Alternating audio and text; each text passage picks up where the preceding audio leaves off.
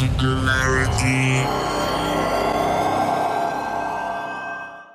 My name is Nicola, aka Socrates, and you're watching Singularity One-on-One. Singularity One-on-One is a regular podcast feature of Singularity weblog, where you can go and listen to it or download it in full. If you guys enjoy the show, you can help me make it better in several ways. You can simply go and write a review on iTunes, you can leave a comment on the blog or on YouTube, or you can just go and make a donation. Today, my guest on the show is Professor James D. Miller. James D. Miller is not only an associate professor of economics at Smith College, but he was also a speaker at the 2008 Singularity Summit. And by the way, it was one of the funniest and most entertaining, most informative sessions of the whole summit, in my view. So I recommend anyone to go and watch it. And he's also most recently the author of a very interesting new book on the singularity called Singularity Rising. Now, I've been reading this book, actually I finished it about 3 weeks ago, and so I wanted to invite James D. Miller to talk about his work today on the show. So James, thanks for coming on the show. Well, thank you for having me on the show, Nick. Fantastic. So let's start our interview a little bit further back in time, because I want to find out not only what people do, but why they get to do it. So let me ask you this: why economics, and how did you end up being a professor in economics? Sure. Well, I wanted to be a theoretical physicist, and I went to college with that intention. And I did well in physics, but I kind of realized that math was too much for me, that I could get A's, but I had to work really hard, and it wasn't for me. So I think like a lot of people end up being economists, I sort of went down where economics uses math, but you don't need to be quite as good at it.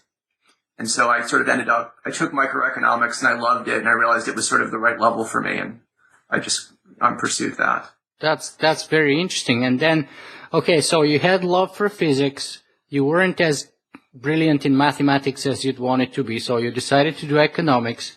But then why the jump from economics into technology in general, and especially the singularity in particular? Sure. I really didn't intend on studying the singularity or even technology when I got my degree in economics, but I started thinking about the singularity and thinking about what would happen if we had smarter people, that this would just radically transform everything. And this was the key issue of our time, but almost no one was studying it. So I just started reading about the singularity and thinking about what would happen. I decided this is what I have to write on. This is what I care the most about right now. Mm-hmm. And virtually no other economist is interested in issues of intelligence enhancement. Yeah, that's very interesting. I mean, the only other economist or academic that I know of is one of my previous guests on the show, Professor Robin Hanson. But do you think that there is kind of not suspicion is not the right word, but academia generally looks down on the technological singularity as sort of a fringe, non-academic issue, perhaps? Oh, yeah, absolutely. In fact, I've gotten a bit of trouble with that at my college. I have tenure, so they can't get rid of me, but my department doesn't think what I'm doing is serious economics. They don't object to, they're not saying this is particularly wrong, but they think that I should be doing more traditional work. Mm-hmm. So it's hurting me a little bit in my career. But I have to say that as someone who spent about 8 years in academia myself, I found the same attitude in the Department of Political Science as well as in the Department of Philosophy myself. And those are a lot more flexible usually than the Department of Economics, I would say. So I'm not surprised from what you're telling me. Why do you think that's the case, though? Well, I'm not sure. I mean, part of it is harder for them to judge. If you're doing traditional work, then there's, given metrics and they can see, if you're successful or not. Otherwise, it's a lot different from what other people are doing. And there's a suspicion that I'm just kind of writing science fiction novels, but putting in some technology. Mm-hmm. I don't know. I mean, I think, the singularity does strike most people as being absurd. And I don't think, superficially it is. And so, you're sort of, when someone finds out what you're doing, you explain it to them for 5 minutes. It's sort of like, well, you're writing about what happens if we have magic fairies that come and take over the world. Mm-hmm. And so it's hard to get people to spend the time to look at it enough to think it's worthwhile. And I'll say, I mean, the argument that really convinces me is even if there's like a 1% chance this stuff is right, it's worth a lot of people putting a lot of effort into studying it. But most people don't buy that, they're not willing to sort of accept that kind of Pascal mugging kind of approach. Mm-hmm, because even though it arguably might be a low probability, the impact will be fundamentally radical. Yeah, and it's worth a lot of academics putting a lot of time into it. And since almost no one does, I think it's an effective social use of my time. Mm-hmm, mm-hmm. I absolutely agree with you, and I very much applaud you for doing so, despite the friction that it is creating. Well, I do have tenure, so I'm quite safe, and no one should feel sorry for me or anything. Yeah. Thank God for tenure. I'm all for it. I mean, there's huge benefits to tenure. Yeah. Okay, so let's get a little bit deeper into the meat of the matter. If you can perhaps tell us what, in your view, is the definition of the singularity, because I've had a number of people on my show, and it seems everyone has a little bit different take on it overall. Yeah, I define a singularity as a threshold of time in which either significantly smarter people or machine superintelligences radically transform civilization. Mm-hmm. So either we have very smart people or very smart machines, and they're doing a tremendous amount. Mm-hmm. Very interesting. So then perhaps you can tell us what the Singularity Rising book is all about then. Sure. The central thesis of the book is that there are lots of different ways we can have enhanced human intelligence or very smart machine intelligence, and there's tremendous military and economic benefits to doing so. And so we're almost certainly going to have this if we don't destroy ourselves, even if it's going to turn out very badly. So what I try to do in the book is I don't take a position. I don't say we're going to get emulations or a Kurzweilian merger necessarily, or an intelligence explosion. These are all possibilities. They're all reasonable. Yeah. But there's so many different approaches. There's such tremendous benefit to doing it, and we can get one without the other. There's not like there's one technology that we need, and if we don't get it, we won't get anything. That, a brighter future, our future with smarter beings is it's what we're headed for, unless something very bad happens to our civilization. Mm-hmm. So in the book, I try to outline maybe some of the consequences under different paths, but also what are the incentives to achieve these things. Yeah, I have to say one of the things that I really enjoyed about your book is that, as you just said, you are laying out all the possibilities out there without necessarily committing to any single one, but with the sort of reasoning that any one of them has the potential of happening. Yeah. And it's really hard to weigh which one is the most likeliest. I mean, we can certainly guess which one would be, but there's no exact measurement. No, and there's so many smart people studying the singularity, and they differ over which is more likely to happen. And Absolutely. When writing the book, I realized, God, people like Robin Hanson is so much smarter than I am, and he thinks this, but Eliezer Yudkowsky thinks this, and he's also smarter than I am, so how am I supposed to decide who is right? So I didn't try. I just said they both lay out possible futures. Yeah, I like that approach. That's very much the Socratic approach. I know that I don't know. So I think it's a very good starting point. And the reason is that unless we realize, I think, our own ignorance, then we cannot start building up real knowledge. And perhaps that's one of the reasons that I really enjoyed your book. Thank you. But one thing that I didn't enjoy so much is that the print is such a small print, and some of the pages are so dense with a small print that it was kind of a little hard for me and exhausting on my eyes to read it. So I usually would go through a book like that in a couple of days, but this took me almost a week to get through. Okay. I'll tell my publisher if there's another printing. I'll point out that. Just maybe a little bit bigger font. Yeah, okay. Easier on the eyes. Maybe, I don't know. I'm used to reading online so much nowadays and online the paragraphing is much different. People make big gaps. So just as a side suggestion. Okay, thanks. But going back on topic. So you mentioned that, the military, what in the book you call the military race. But also, that reminds me, during the Singularity Summit, you were making an argument as to why we should be investing in defense contractors and general safety technologies. Mm-hmm. Would you lead us through that argument for a second? Give a little tip on investing on our... Okay, sure. Well, the premise there is that in some point in the near future, it's going to become apparent that we're going to be able to live a very long time. That maybe we have a chance of living forever. And certainly we're not there now, but maybe in, 15 years, scientists will be able to keep mice alive indefinitely and reverse aging. And a lot of people will say, hey, wait a minute, I'm not going to die when I'm 80. I could live a really long life. Mm-hmm. And suddenly when you have the prospect of living a long time, I think the cost of death goes way up to you. And you're really going to care more about your government protecting you from crime or from other governments. And so I think that people who can provide safety technologies, they're going to do fairly well. We're also going to, be more afraid of other countries attacking us. I mean, if the benefits of our life go up, then the cost of dying goes up as well. So do you think then in that case that people will become so risk averse that nobody would want to volunteer to be, for example, a soldier, a policeman, or a firefighter?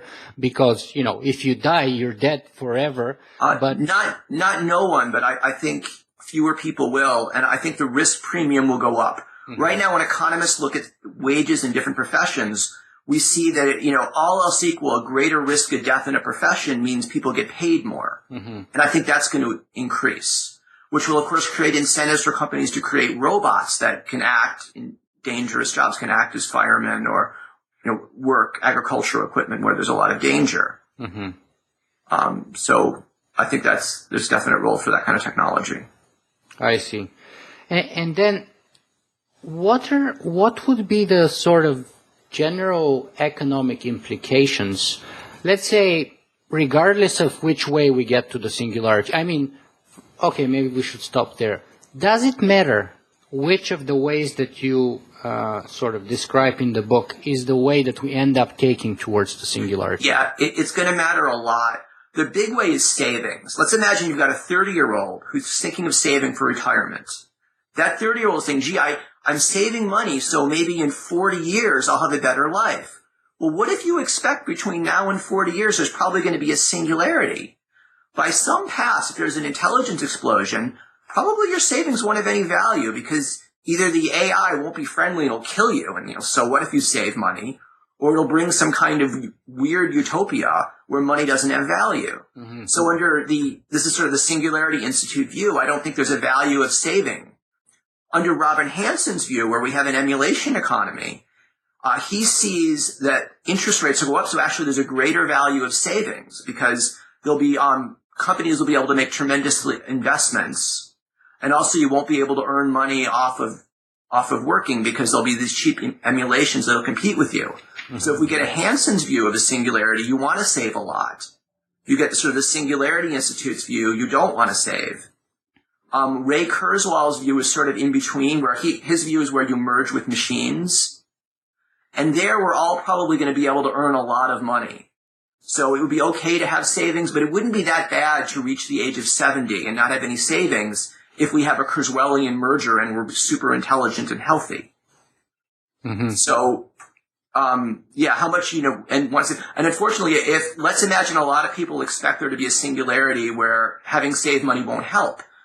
Unfortunately, if everyone saves less, there's less investment, which actually could postpone the singularity. So expecting a singularity could cause a delay in the singularity because people decide not to save very much money. Mm-hmm. There's less investment, so you can get sort of weird.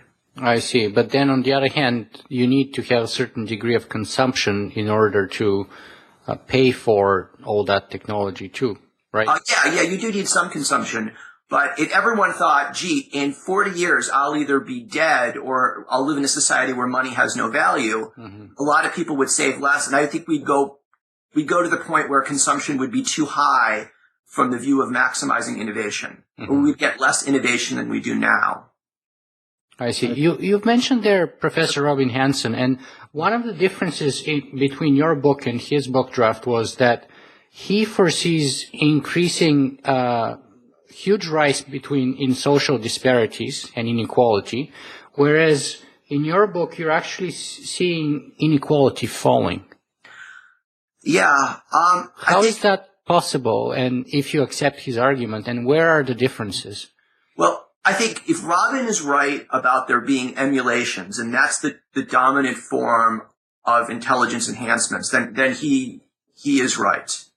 That what will happen is, there'll be the people who aren't emulations won't be able to earn money off of their wages. Mm-hmm. And so all the income will come through either government transfers mm-hmm. or through their investment in the stock market.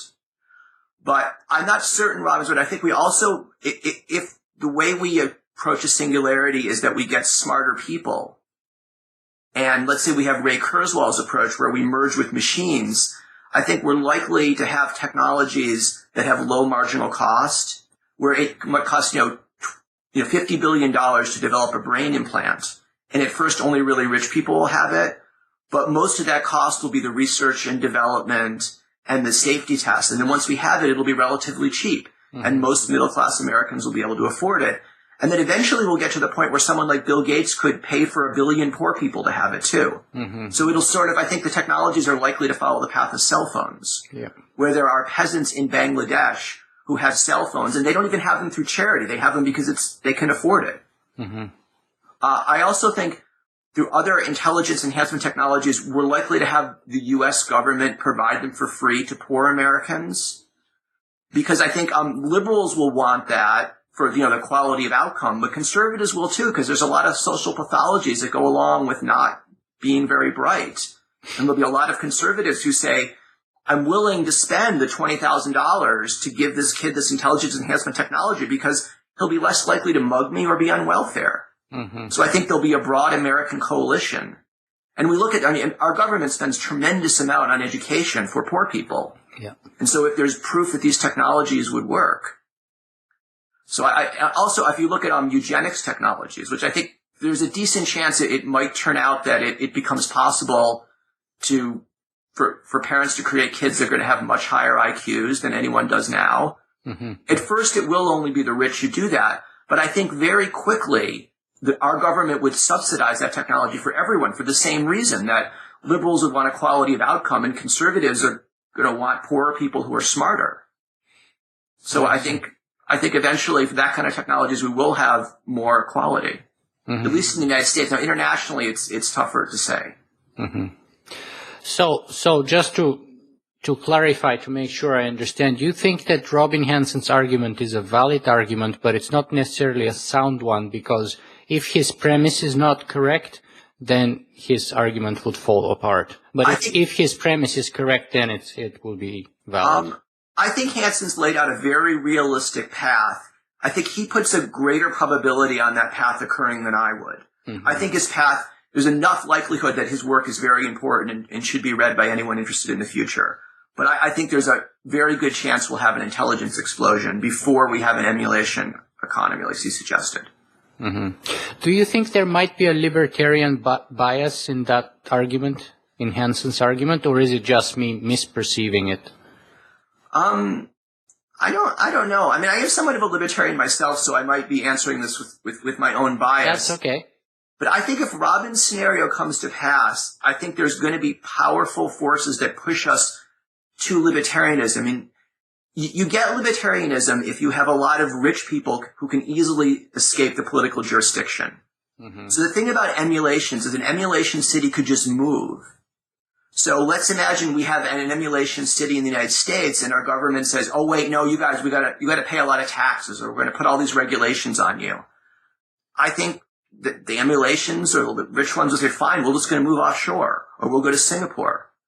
So I think if the assumptions behind Hanson's model hold out, that it's really going to constrain what governments do, at least absent war. And Hanson doesn't really look at the war situation. He assumes we kind of have a peaceful world. So I think it's given his technological assumptions, his sort of libertarian bias is justified. Yeah, I personally think that even if his assumptions are correct, there would be a lot of resistance to it. There would, but I don't think it would be a straightforward, peaceful transition. I think there might be a revolution, actually. Yeah, I don't think an internal revolution could do it because the emulations could just leave. I think there would have to be, global powers saying, even if you go offshore, emulations will track you down and force you to pay taxes or force this on you. Mm-hmm, mm-hmm. Let me ask you the difference here, though, with respect to technological unemployment. How do you see that will play out? Because one of the things that bug me about Robin's argument is that people who are, who are basically relying on their wages to survive today, which is the vast majority of the population of the earth, would sort of be at the edge of survival, physically speaking, and most likely would be sort of pushed very much to become emulations, because that might be the cheapest way for them to survive, or perhaps even the only way for them to survive. I think that's the path we're likely to go on unless we come up with ways of enhancing human intelligence. I think that because of what machines can do, the value of being strong and hardworking is going to go down and down. And I think, especially in the United States, we're going to reach a point where most Americans won't be able to earn enough working throughout their lives to even pay for their health care and for their basic needs, and we're just going to have the government transferring more and more resources. The way around this would be if we get some way of making people smarter. And I think a lot of this is due to automation. It's also due to the international nature of our economy. I mean, if America says we're going to put an effective base on the minimal standard of living that's above what the average person in India or China can make, but then you have an international trade system where it's easy to ship goods, you've got very cheap manufacturing technologies. I just think, someone with an IQ of 100, even in 15 years from now, who's average work ethic isn't going to be able to earn enough. And eventually they're going to be subsidized more and more. And I think we should be honest about that and admit, let's just maybe have a system where we have sort of an honorable unemployment. Honorable unemployment. What is that? Yeah, honorable long-term. Let's say, again, we have somebody who, just by the time they're 16, we know they're never going to be smart enough to be able to earn more than it costs to maintain them. And we say, look, don't commit crimes, lead a decent life. And we'll pay for you? We'll pay for you, and we'll do it in a way where you should, preserve your self-respect. It's not that you're lazy. It's just that we happen to live in a world right now where even if you're very strong and hardworking, you're not going to earn enough to pay for your health care. And so be a good citizen, and we'll pay for you, and have a nice life. That's funny, though, because you're a libertarian too, and yeah. That sounds like a welfare state arrangement to me. Other people have pointed this out to me. It is kind of ironic, but this sort of technology might lead to a welfare state where we get smarter and smarter robots. Would that be that utopia that you're referring to, that basically you don't have to work, all your needs are taken care of?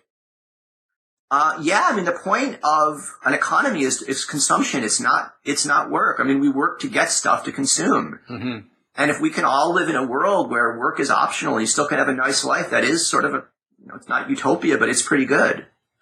Okay, so let's go back and let's figure out where's the critical junction which would determine which way things would go, whether the Robin Hanson way or this way of the utopian welfare state. How do we know which path are we along?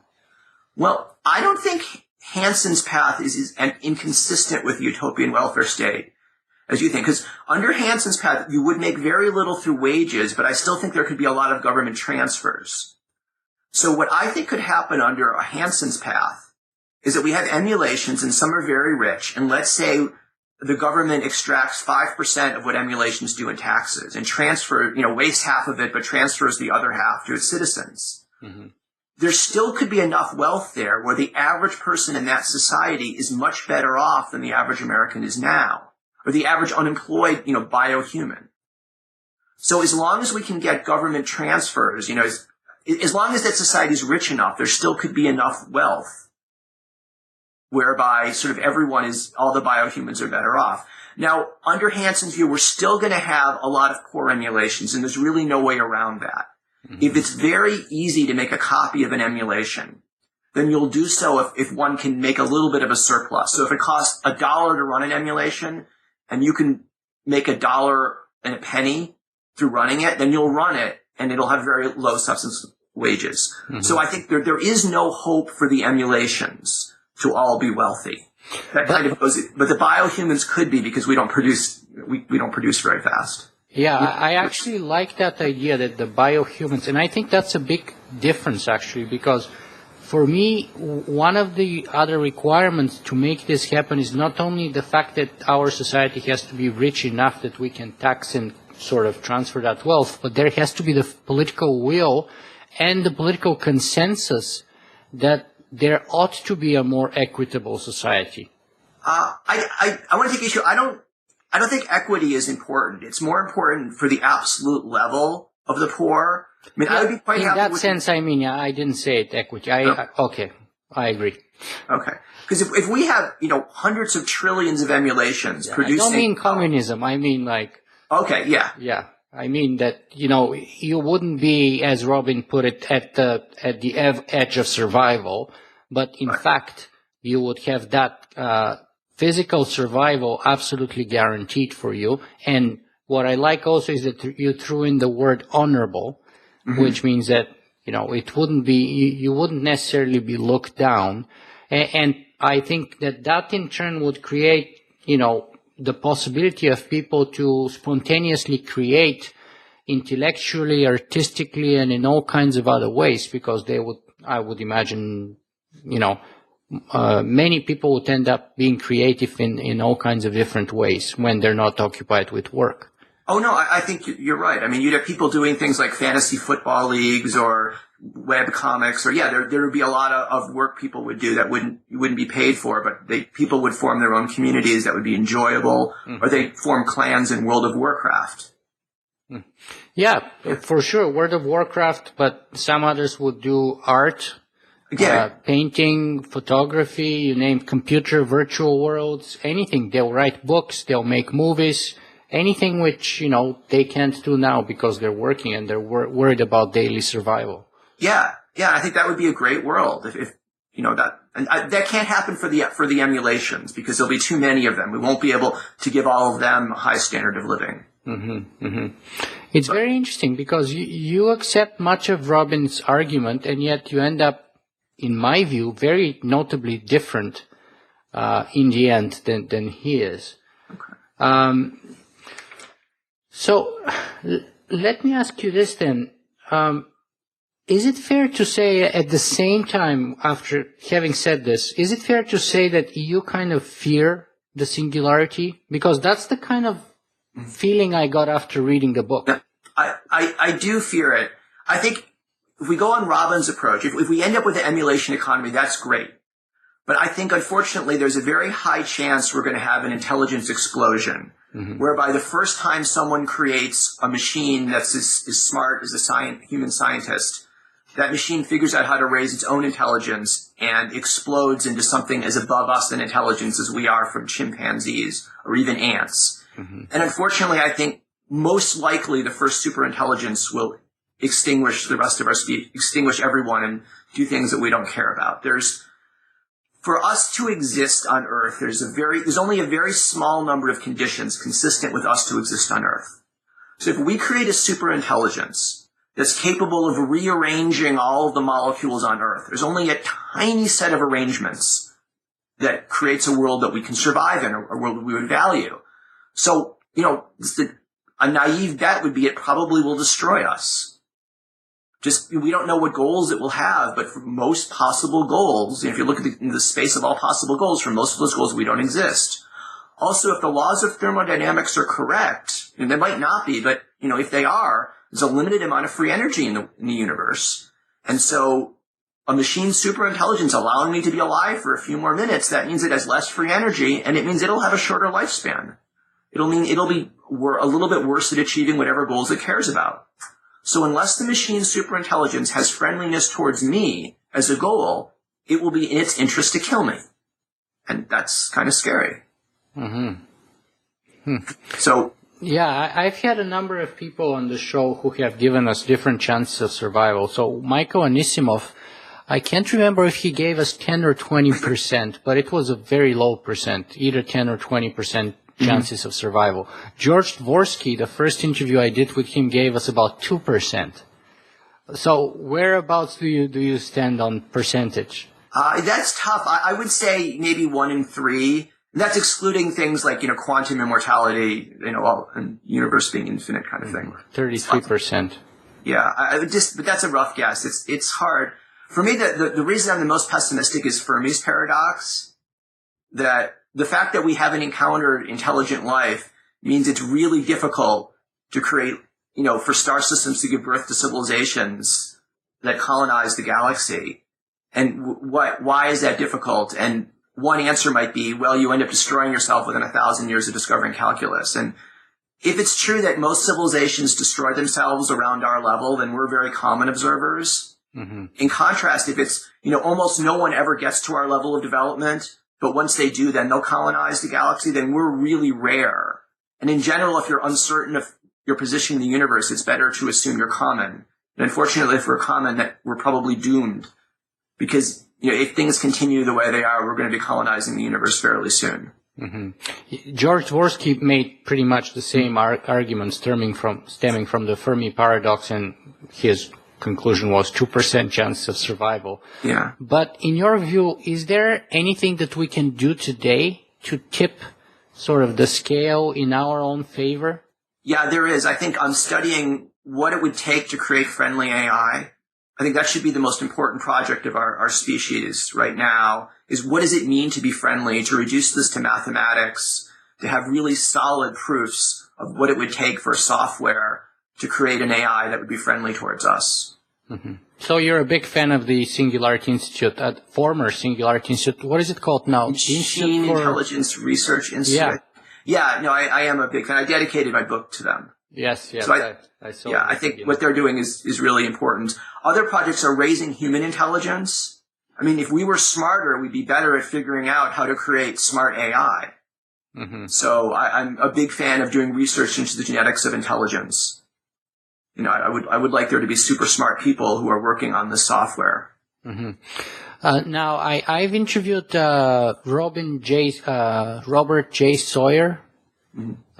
Very well-known science fiction writer who wrote a trilogy called WWW, Wake, Watch, and Wonder. Mm-hmm. And it's about a rising AI. And he, on the other hand, is very optimistic about AI. And he puts a whole argument in his book. And just one of the reasons why he thinks we have a good chance of peacefully coexisting with such an AI is the fact that AI wouldn't have the sort of survival of the fittest evolutionary baggage that we do. That's true, but that's not necessarily good. I mean, there's a vast set of goals, and you're saying that it wouldn't have this one tiny possible set of goals that we do. But there's so many others. I mean, that's like kind of saying an animal isn't an elephant. That still leaves a lot out there. Yeah, and as I said, he makes a very, very sophisticated, very long argument, and he goes through many of the possibilities. Just thought I'd raise the point so that perhaps you could look at it and consider it. I think I read his book 2 or 3 years ago now, so I don't really remember the whole argument. But going back to the economics of the singularity, let me ask you this. In my view, capitalism is just like any other economic system. It's probably the best that we have, simply for a lack of a better alternative. But in its own right, it's not a very good system, it seems to me, for a number of reasons. I mean, there's overconsumption, overproduction. It requires constant growth, which means that, we exhaust the sort of the environment that we live in.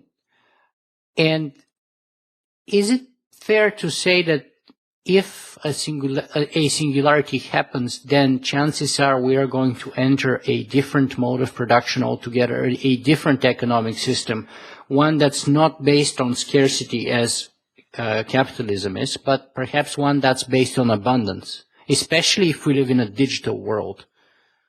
Well, I'm not sure. I mean, I think we might get a singleton arising out of a singularity in which it will dictate everything. One way, because it might want to kill everything, so there'll only be one entity left. But I disagree with your premise. I would actually say capitalism is based upon freedom of contract, where what capitalism is that we can make a deal, and if no one else is hurt by the deal, then the deal goes through. And I would say capitalism, I would hope it would survive. I don't think it is. I don't think scarcity is the prime issue of capitalism. I think it's people entering into voluntary arrangements. Well, I agree with the voluntary arrangement part of the issue. That's why, in terms of social policy, I'm a libertarian myself. But isn't it paradoxical that we would undergo such a fundamental change, and yet, the economic mode wouldn't change in your view, but it would remain the same? I find that paradoxical, because every time we've seen, say, when we experienced the Industrial Revolution, we moved from the agrarian economy, from feudalism basically, into capitalism. Mm-hmm. Doesn't it make sense that the next time we have such a radical change again, we would switch from capitalism into whatever comes next? I guess there is, yeah. There is a good chance we would change. And yet you can keep that element that you just mentioned, the free contract between, free individuals. Mm-hmm. As long as it doesn't hurt a third party, right? I'm totally fine with that, but still, there's an awful lot of white space that, can be very different from capitalism that fits that definition. I guess we shouldn't argue over definitions, but I would say as long as there's freedom, that really is capitalism. For me, that's the essence of it. But I do think, there probably will be enormous changes in everything if, for no other reason, that we'll have a lot smarter people playing at the game.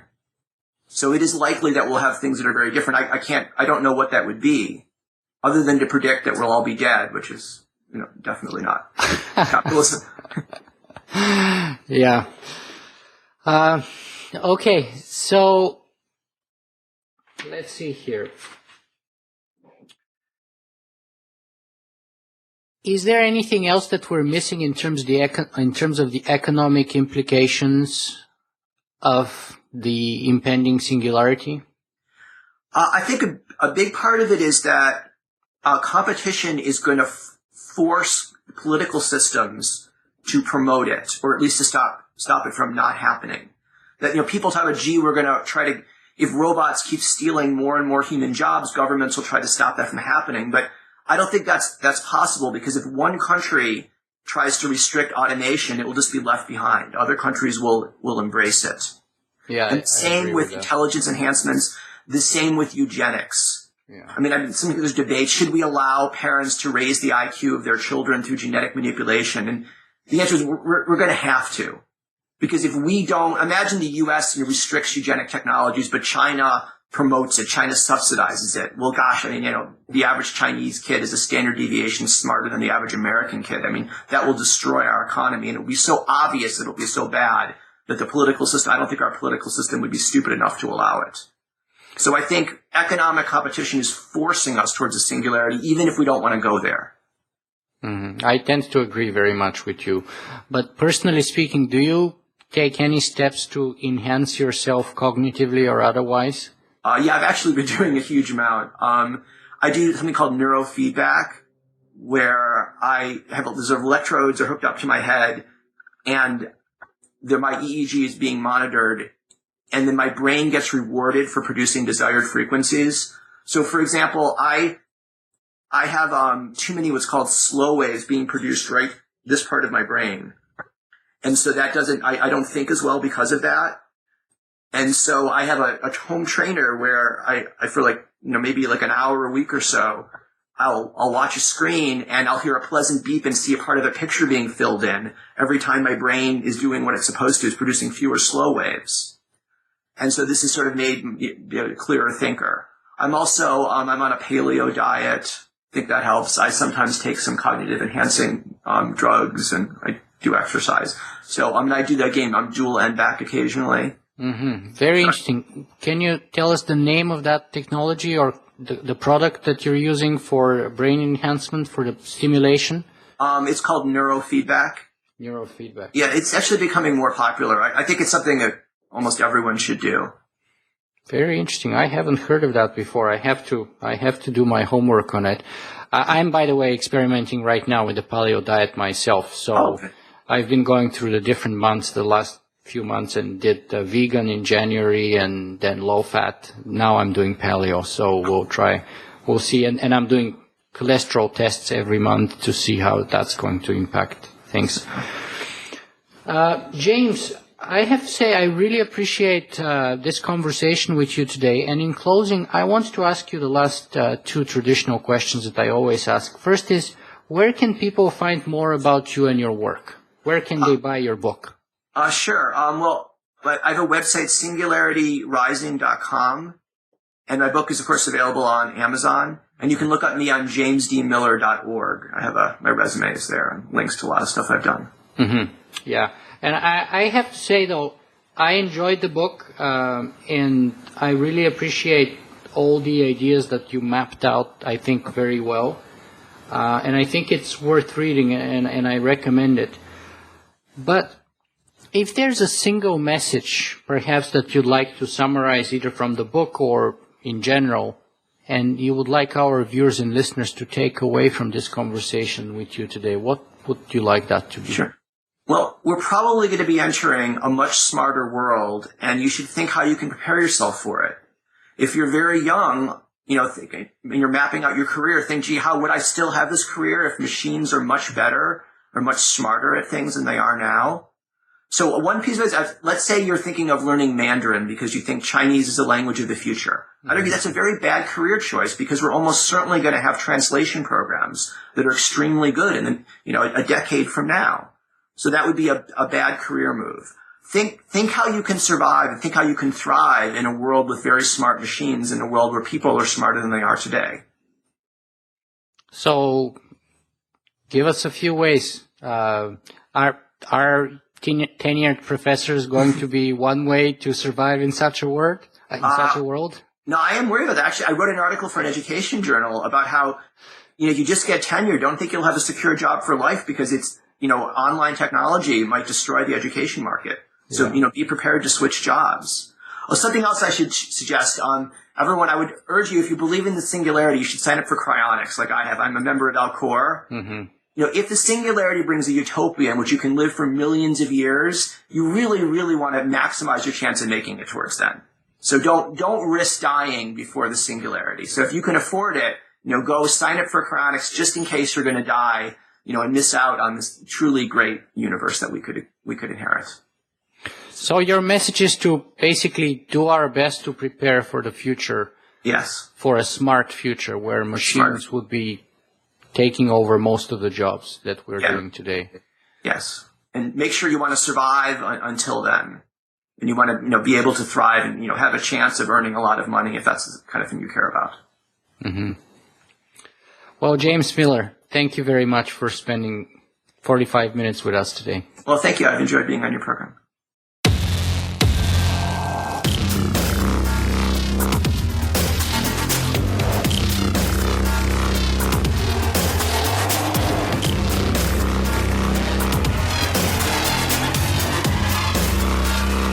Singularity.